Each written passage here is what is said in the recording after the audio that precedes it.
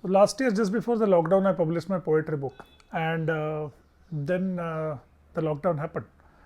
I write poetry in Marathi because English is still my language of employment, and I don't have that fluent English to write a poetry. But out of pure love and affection, some of the people who don't read Marathi bought that book just because they were friends. Then I realized maybe I owe it to them that I tell them what these poems are about. So what I'm going to do is that I'm just going to record this 4 or 5 minute short video per poem and just read the poem first in Marathi and then talk about it in English. Very simple. So the poem that suddenly came to my mind today is called Mayecha Sparsh. In English it means a touch of affection. रस्त्याच्या कडेला तिनं घरकुल मांडलं होतं. साठवलेल्या पाण्यात तिचं बाळ खेळत होतं.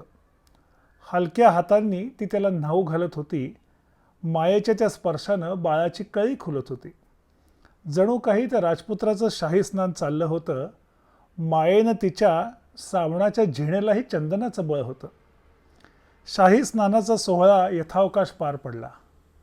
शाही स्नानाचा सोहळा यथावकाश पार पडला.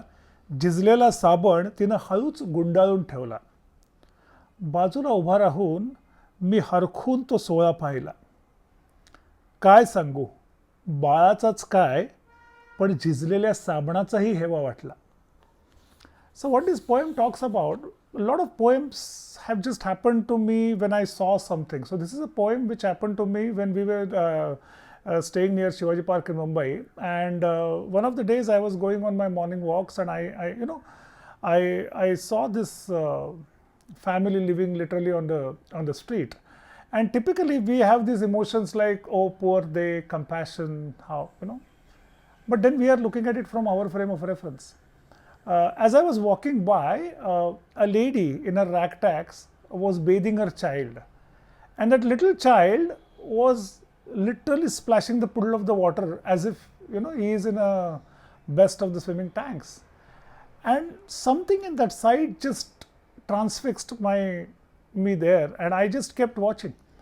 And the way that lady was bathing that child with a little piece of soap, it was not even a full soap, there was something about that. It is as if it was like a royal bath, and the way that child was enjoying, I suddenly realized, who am I to think that I am more endowed or more in a better place than that child, just because that child is living on the street. Because finally, for that child, the best thing was happening to it in its life.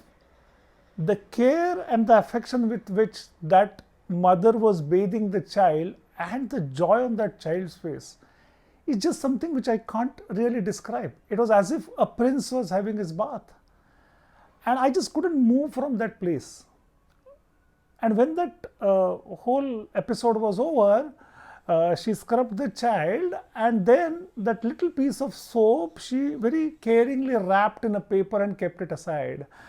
I still remember the intensity of my feeling. Forget the child. I felt jealous about that piece of soap also, who was touched with that affection and care. So to my mind, many a times, if we are able to look at people from their own frames of reference, our view completely changes. We may think somebody is in a better place or maybe in a worse place, but that is all from our frame of reference. When we go to a person's frame of reference, the view can be completely different.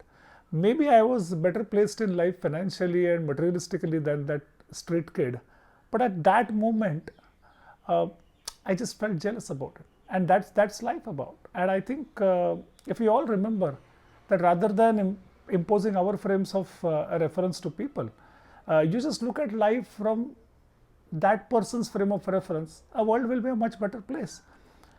And interestingly, I remembered this poem, and I just decided to randomly start in between this book, and then realized today is a Mother's Day. So happy Mother's Day to all of you. May the life will be full of hope, affection, and love. Stay safe, stay blessed. Thank you.